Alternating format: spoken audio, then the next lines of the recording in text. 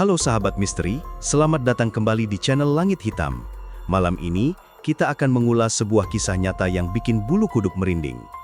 Cerita ini tentang Iksan, seorang pemuda sederhana yang awalnya cuma ingin memperbaiki nasib. Tapi siapa sangka, sebuah pertemuan aneh di hutan membawanya ke dunia yang tak pernah ia bayangkan. Di balik tawaran kekayaan miliaran rupiah, ada syarat mengerikan yang harus ia penuhi. Syarat ini bukan sekedar ujian, tapi bisa menghilangkan nyawanya. Penasaran bagaimana kisahnya? Jangan di-skip, simak sampai habis karena di akhir cerita, kamu akan tahu kenapa Iksan menyesali pilihannya seumur hidup. Malam itu hujan turun gerimis membasahi jalan setapak menuju hutan di pinggir desaku. Aku, Iksan, berjalan sambil membawa golok kecil dan senter yang redup sinarnya. Niatku sederhana, mencari kayu bakar untuk persiapan besok. Tapi entah mengapa, langkahku terasa lebih dalam masuk ke hutan, jauh melebihi jalur yang biasa kulalui. Udara tiba-tiba menjadi dingin menusuk, dan kabut tipis mulai turun, membuat pandanganku samar. Saat aku berhenti sejenak untuk menghela napas, terdengar suara gamelan sayup-sayup dari kejauhan. Jantungku berdegup kencang. Dari mana musik ini? Hutan ini selalu sunyi, tak ada manusia yang tinggal di dalamnya. Kuputuskan mengikuti suara itu, meskipun ada rasa takut yang merayap di dadaku. Semakin kudekati, bau harum bunga bercampur dupa tercium, seolah ada pesta di tengah hutan. Langkahku terhenti ketika melihat cahaya temaram keemasan di balik pepohonan besar. Aku mendekat pelan-pelan, dan mataku membelalak. Sebuah bangunan megah berdiri di tengah hutan, seakan terbuat dari emas murni. Pilar-pilarnya menjulang, dan di sekitarnya banyak orang berpakaian aneh, tampak seperti bangsawan zaman dulu. Mereka tertawa, menari, dan menatapku tanpa suara ketika aku muncul. Aku panik, ingin lari, tapi kakiku seolah terkunci. Seorang lelaki berwajah rupawan mendekat. Ia mengenakan pakaian adat mewah berwarna hijau zamarut. Dengan senyum tenang, ia berkata, "Selamat datang Iksan, kami sudah menunggumu." Aku terperangah, dari mana ia tahu namaku? Sebelum sempat bertanya, ia menganding tanganku dan membawaku masuk ke dalam bangunan bercahaya itu. Di dalam, suasana lebih menakjubkan lagi. Lampu-lampu kristal memantulkan cahaya keemasan. Meja panjang penuh makanan yang tak pernah kulihat sebelumnya. Aroma daging panggang, buah segar dan minuman harum membuat perutku bergemuruh. Aku hanya berdiri terpaku, sementara semua mata memandangku dengan tatapan aneh, antara kagum dan menghitung. "Jangan takut," kata Tuan Arwana. Ia adalah pemimpin mereka, seperti raja. "Kami kaum Bunian. Kau beruntung terpilih malam ini. Kami ingin memberimu sesuatu yang manusia lain tak pernah dapat, kekayaan tak terbatas." Dadaku berdebar hebat mendengar kata-kata itu. Kekayaan? Untuk apa? Aku hanya pemuda miskin yang tinggal di rumah reyot bersama ibuku. Pikiran tentang rumah baru, kendaraan, dan hidup enak langsung terbayang. Namun sebelum sempat aku menganggukkan, Tuan Arwana mendekatkan wajahnya dan berbisik, "Tapi ada syarat yang harus kau penuhi. Syarat yang tidak semua manusia berani jalani." Aku terdiam, merasakan hawa dingin merayap di tengkukku. "Apa syaratnya?" tanyaku dengan suara bergetar. Senyum Tuan Arwana melebar, matanya berkilat aneh. Ia menunjuk sebuah pintu di ujung ruangan yang tertutup tirai hitam. "Jawabannya ada di balik sana. Kalau kau masuk, kau tak bisa mundur lagi." Jantungku seakan berhenti. Antara rasa penasaran dan takut, aku melangkah pelan mendekati pintu itu. Di balik tirai hitam, terdengar suara berbisik, seolah ribuan mulut memanggil namaku. Aku tahu, malam ini adalah awal dari sesuatu yang akan mengubah hidupku. Tapi apakah perubahan itu akan membawaku pada kekayaan atau justru ke dalam jurang kematian? Malam itu terasa lebih sunyi dari biasanya. Suara hutan yang biasanya ramai oleh hewan malam mendadak seperti hilang. Ihsan berdiri terpaku. Matanya menatap sebuah lorong yang baru saja terbuka di hadapannya. Lorong itu tidak terlihat seperti jalan biasa. Cahaya keemasan memancar dari dalamnya, mengalir seperti air, dan di setiap sisi lorong berdiri pohon tinggi yang daunnya berpendar seperti kuningan basah. Jantung Ihsan berdetak tak karuan. Ia tahu ini bukan dunia yang ia kenal. Langkah kakinya gemetar ketika ia melangkah masuk. Begitu ia menginjakkan kaki di dalam lorong itu, suasana langsung berubah. Udara menjadi wangi, seperti campuran bunga yang belum pernah ia cium sebelumnya. Angin bertiup lembut, membawa suara samar seperti nyanyian yang terdengar dari kejauhan. Ihsan menoleh ke belakang, namun jalan yang ia lewati tadi sudah tertutup rapat oleh kabut pekat. Tidak ada lagi jalan pulang. Ia berjalan terus mengikuti cahaya yang memancar dari ujung lorong. Setiap langkah terasa berat, bukan karena medan yang sulit, melainkan karena rasa takut yang semakin menumpuk. Suara-suara lirih kini berubah menjadi lantunan musik yang indah. Namun anehnya, semakin ia mendekat, tubuhnya terasa dingin. Bulu kuduknya meremang. Ada sesuatu yang menatapnya dari balik pepohonan. Tiba-tiba, suara langkah kaki terdengar di belakangnya. Ihsan menoleh cepat, tapi tidak ada siapa-siapa. Hanya kabut yang berputar pelan, seolah mengikuti gerakannya. Ia mempercepat langkah, berusaha menyingkirkan rasa takut yang terus menghantui. Di kejauhan, ia mulai melihat sebuah gerbang besar. Gerbang itu terbuat dari emas murni, berkilau memantulkan cahaya yang membuat mata silau. Di atasnya terukir simbol-simbol aneh yang tak pernah ia lihat sebelumnya. Ketika Ihsan semakin dekat, dua sosok berdiri di depan gerbang itu. Mereka tinggi, berwajah tampan, mengenakan pakaian hijau dengan sulaman emas di tepinya. Wajah mereka tidak mengeramkan, justru sangat rupawan. Namun tatapan mata mereka membuat Ihsan merasa kerdil. Salah satu dari mereka tersenyum tipis, lalu berkata dengan suara yang lembut namun penuh wibawa. "Selamat datang, Ihsan. Kami sudah menunggumu." Tubuh Ihsan langsung merinding. Bagaimana mungkin mereka tahu namanya? Ia tidak pernah menyebutkan siapa dirinya. Suaranya tercekat, lidahnya keluh, tak sanggup mengucapkan sepatah kata pun. Sosok yang berbicara tadi melangkah mendekat, menepuk pundaknya dengan lembut. Sentuhan itu membuat tubuh Ihsan bergetar. Rasanya bukan seperti disentuh manusia, melainkan seperti aliran listrik yang menembus tulangnya. "Kami adalah penjaga pintu," ujar sosok itu lagi. "Di balik gerbang ini ada dunia yang tak pernah kamu bayangkan. Namun, tidak semua manusia boleh masuk. Kau harus melewati ujian dulu."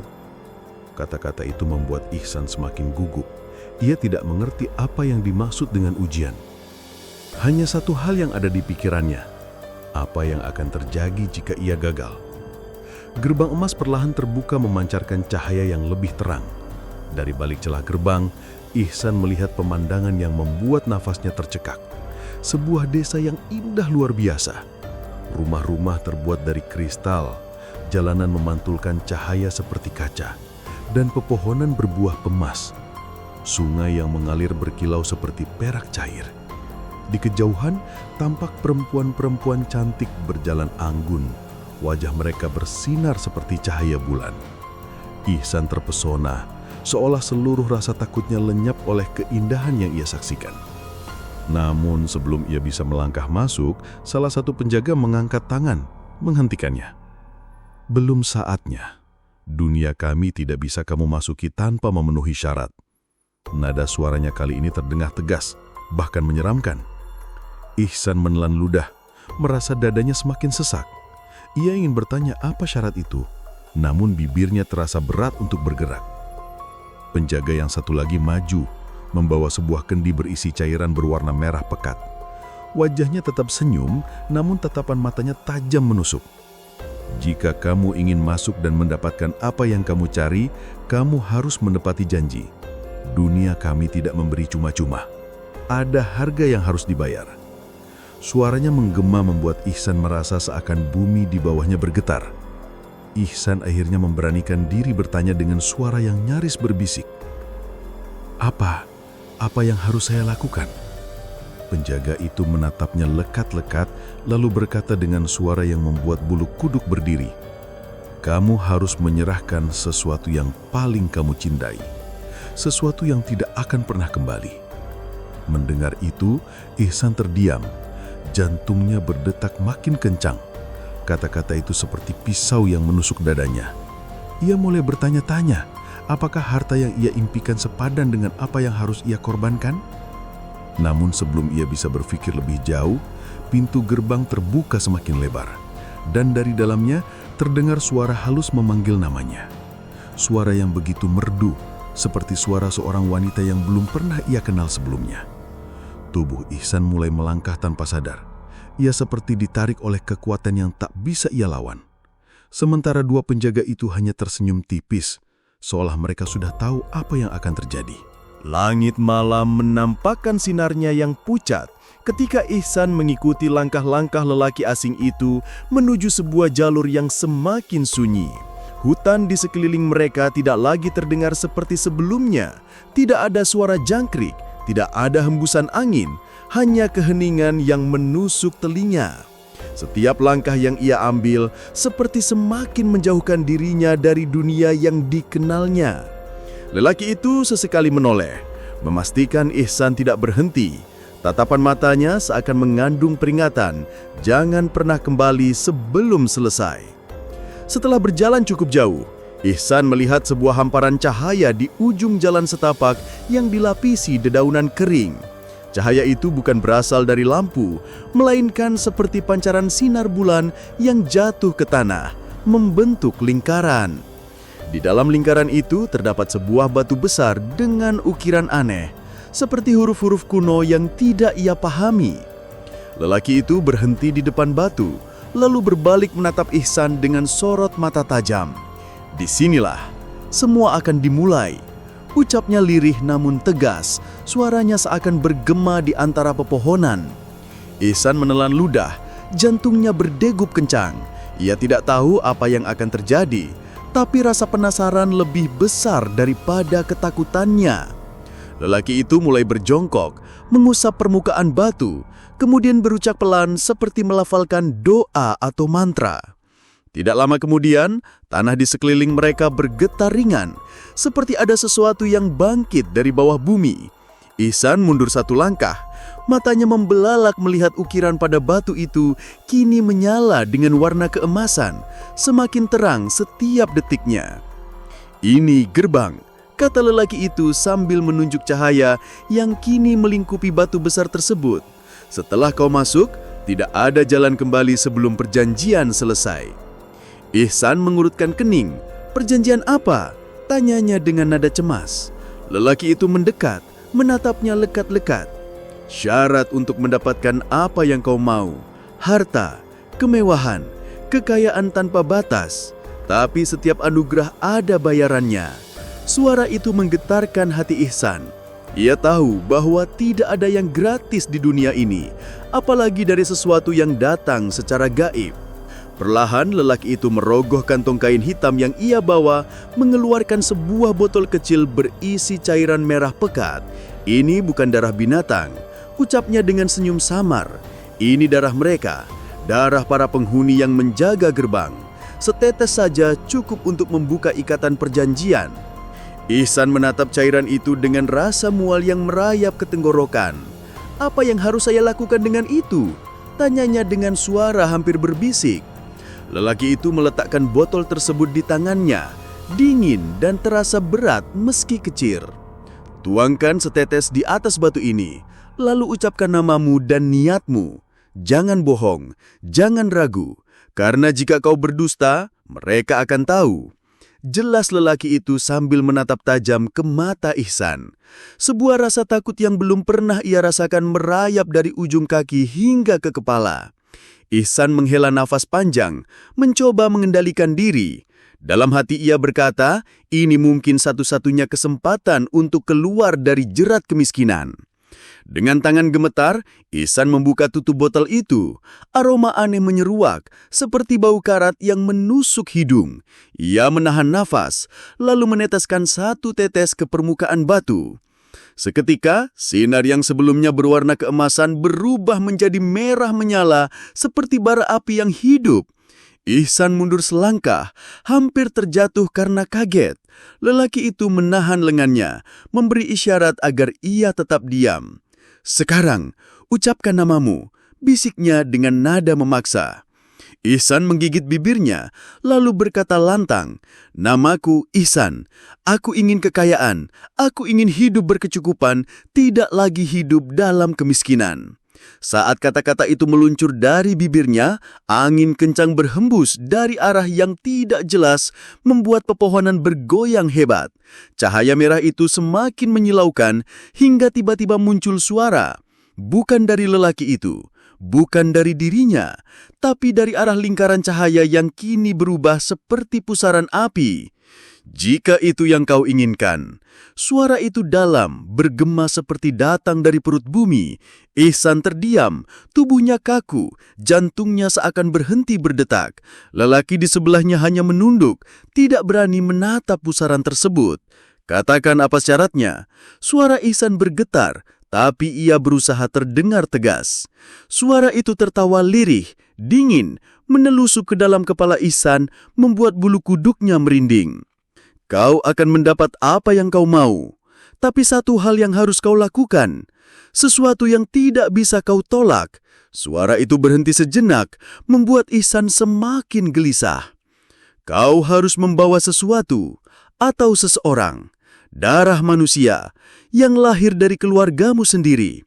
Seketika tubuh Ihsan membeku, matanya terbelalak, nafasnya tercekat. Kata-kata itu menusuk hatinya lebih dalam dari belati. Tidak mungkin, ucap Ihsan lirih, suaranya hampir tidak terdengar. Lelaki di sebelahnya menatap Ihsan dengan pandangan datar, seolah ini bukan hal yang aneh. Suara dari pusaran itu kembali terdengar, kali ini lebih keras, lebih memaksa. Itu harga yang harus kau bayar. Tidak ada kekayaan tanpa pengorbanan. Pusaran cahaya itu berputar semakin cepat, memancarkan kilatan merah seperti petir yang menyambar ke tanah. Ihsan memandang lelaki itu dengan tatapan bingung, berharap ada jalan lain. Tapi lelaki itu hanya menggeleng pelan, seolah berkata bahwa semua ini tidak bisa ditawar. Hutan terasa semakin gelap, udara semakin dingin, dan dari dalam pusaran itu kini terlihat bayangan hitam yang menyerupai sosok manusia, tapi tubuhnya memanjang seperti asap. Bayangan itu mendekat, suara lirihnya terdengar jelas di telinga Ihsan. Pilih sekarang, atau kau akan tinggal di sini selamanya. Ihsan berdiri kaku, pikirannya kacau. Ia ingin lari tapi kakinya terasa berat. Ia ingin menolak, tapi bayangan tentang kekayaan yang akan ia dapatkan terus menghantui pikirannya. Malam itu menjadi saksi awal dari sebuah janji yang tak bisa ia ingkari, janji yang akan menyeretnya ke dalam gelapnya dunia yang tidak pernah ia bayangkan. Malam itu, hutan seperti hidup. Setiap desir angin terasa mengantarkan bisikan yang membuat bulu kuduku meremang. Langit gelap tanpa cahaya bulan, hanya ribuan kunang-kunang yang menari, seolah menjadi lentera jalan yang menuntunku. Aku mengikuti langkah pemuda yang menuntunku tadi, sosok yang mengaku utusan bunian. Ia berjalan begitu tenang, tanpa suara, seolah tak menyentuh tanah. Jangan menoleh ke belakang. Pesannya lirih, suaranya bagai angin yang melewati daun telinga. Aku menelan ludah, mencoba meyakinkan diri untuk tetap fokus. Namun, rasa ingin tahu menyeruak, memaksaku menoleh meski hanya sekilas. Saat itu, dadaku langsung sesak. Di belakangku tidak ada jalan hutan seperti tadi, melainkan sebuah lorong berkelok yang diselimuti kabut tebal. Aku melangkah dengan hati-hati, setiap langkah seperti menggetarkan tanah, dan di kejauhan terdengar suara gamelan samar bercampur dengan tabuhan gendang yang ritmenya teratur. Semakin lama suara itu semakin jelas, membuatku tak sadar kalau kami sudah berada di depan sebuah gapura raksasa yang berhiaskan ukiran emas. Ukiran itu bergerak seolah bernapas, dan di puncaknya terdapat simbol bulan sabit yang memantulkan cahaya aneh. "Masuklah," ucap pemuda itu tanpa menoleh. Begitu kaki melewati gapura, hawa dingin yang menusuk tulang tiba-tiba berubah menjadi hangat. Di hadapanku terbentang sebuah kampung yang tak mungkin ada di dunia nyata. Rumah-rumah berninding giok, atapnya berkilau bagai emas, dan halaman dipenuhi bunga-bunga yang memancarkan cahaya seperti bintang. Orang-orang berjalan dengan pakaian indah, paras mereka sempurna, tak ada satupun yang tampak cacat. Semua memandangku, sebagian tersenyum samar, sebagian lagi menatap penuh selidik. Di tengah kampung itu, berdiri sebuah istana megah, menjulang tinggi dengan pilar berlapis emas. Dari dalamnya terdengar suara nyanyian yang menenangkan, namun entah kenapa aku merasa nada itu membawa janji dan ancaman sekaligus. Kami berhenti di pelataran istana. Pintu besar terbuka perlahan memperlihatkan ruangan yang dipenuhi cahaya kebiruan. Di ujung ruangan, duduk seorang pria berwajah tegas dengan sorot mata yang sulit diartikan. Ia mengenakan mahkota bertahtakan permata, jubahnya berkilau seperti sinar matahari yang diremukan. "Akhirnya kau datang." Suaranya menggema, membuat seluruh ruangan bergetar. Aku menunduk, napasku tercekat. Dari sorot matanya saja, aku tahu inilah Raja Bunian yang dimaksud. Ia mengamatiku dari ujung kepala hingga kakiku, lalu tersenyum tipis. "Kau manusia yang menolong anak kami, bukan?" Aku hanya mengangguk, tak mampu mengucap sepatah kata pun. Raja itu bangkit. Langkahnya ringan, meski tubuhnya tinggi menjulang. Ia mendekat, lalu mengangkat tanganku. Sentuhannya dingin, tapi anehnya bukan dingin yang menusuk, melainkan dingin air sungai yang menyegarkan.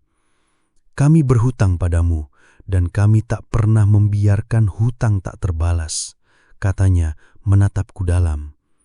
Seketika, lantai istana berubah seperti kolam, memunculkan bayangan emas, permata, dan koin yang berkilauan. Cahaya dari harta itu membuat mataku silau. "Semua ini bisa jadi milikmu," ucap raja itu lagi. Aku hampir tak percaya dengan apa yang kulihat. Kekayaan yang tak akan habis 7 turunan kini ada di hadapanku. Namun sebelum aku sempat menjawab, ia mengangkat tangannya dan seluruh cahaya itu menghilang. Ruangan kembali seperti semula, hanya menyisakan kami berdua dan beberapa pengawal yang berdiri kaku. Tapi ada satu syarat. Suaranya kali ini lebih berat, seakan ingin memastikan aku mendengar setiap katanya. Jantungku berdetak kencang, aku menelan ludah dan memberanikan diri bertanya, "Apa syarat itu?" Raja Bunian mendekat, menatapku tepat di mata, dan senyumnya kembali muncul, senyum yang sulit kutafsirkan, antara ramah dan menyeramkan. "Kau harus meninggalkan dunia manusia." Ihsan berdiri terpaku di hadapan gundukan emas yang memantulkan cahaya keemasan. Tumpukan emas batangan, perhiasan permata, dan koin kuno berserakan di lantai istana yang megah. Napasnya tercekat, seolah tak percaya bahwa semua ini nyata. Raja Bunian yang duduk di atas singgasana kembali berbicara dengan suara berat namun menenangkan. "Ihsan, ini adalah hadiah atas keberanian dan kebaikanmu. Kau telah menolong anak kami. Semua ini milikmu," ucap sang raja sambil melambaikan tangannya. Seketika, emas-emas itu bergetar, seakan siap berpindah kepemilikan. Ihsan nyaris berteriak kegirangan. Dalam benaknya, ia membayangkan pulang ke kampung dengan harta ini. Hidup miskin yang dulu ia jalani akan berubah total. Namun, di balik rasa gembira itu, hatinya juga dikelayuti rasa cemas. Bagaimana cara membawanya? Pikirnya. Seolah membaca pikirannya, sang raja kembali berkata, "Jangan khawatir soal bagaimana membawanya. Semua akan kami atur, tapi ingat, ada syaratnya." Suara raja mendadak berat, membuat bulu kuduk Ihsan berdiri. Apa syaratnya, tuanku?" tanya Ihsan dengan suara bergetar. Ia tak lagi bisa menahan rasa penasaran sekaligus ketakutan. Raja Bunian tersenyum tipis, lalu berdiri. Langkahnya pelan namun mantap, membuat lantai istana bergetar halus. Syarat itu sederhana namun sekaligus mengerikan. "Kau harus menikah salah satu putri kami dan tinggal di sini selamanya." Ihsan sontak terdiam. Jantungnya berdegup kencang seolah hendak meledak. Menikah? Tinggal selamanya? Itu berarti ia tak akan pernah kembali ke dunia manusia. Apa tidak ada cara lain? Saya punya keluarga di kampung," ucap Ihsan putus asa. Namun sang raja hanya menggelengkan. Tidak ada, Ihsan. Dunia kami tidak mengenal jalan kembali. Jika kau ingin harta ini, kau harus menjadi bagian dari kami. Suasana di ruangan itu mendadak hening. Ihsan memandang ke arah tumpukan emas yang tampak menggoda. Di satu sisi, ia bisa hidup kaya raya tanpa harus bekerja keras. Namun, di sisi lain, ia harus mengorbankan kebebasannya. Sosok wanita cantik tiba-tiba masuk ke ruangan. Gaunnya terbuat dari kain sutra berkilau dan wajahnya begitu menawan, tak kalah dengan bidadari. "Dialah yang akan menjadi pendampingmu," ucap sang raja sambil menunjuk wanita itu. Mata Ihsan membelalak. Gadis ini sungguh jelita, jauh di atas semua wanita yang pernah ia lihat. Tiba-tiba, Ihsan merasa dadanya sesak. Ia menimbang pilihan hidupnya, pulang ke kampung tanpa apa-apa, atau tetap di sini dan hidup mewah namun kehilangan dunia lamanya. Ia menelan ludah, semua keputusan ada di tangannya. Senyum gadis itu kian menghipnotis Ihsan, namun jauh di sudut hatinya, ia tahu bahwa sekali ia setuju, tak akan ada jalan kembali. Inilah keputusan terbesar dalam hidupnya, dan mungkin keputusan terakhir yang akan ia buat di dunia manusia. Bersambung.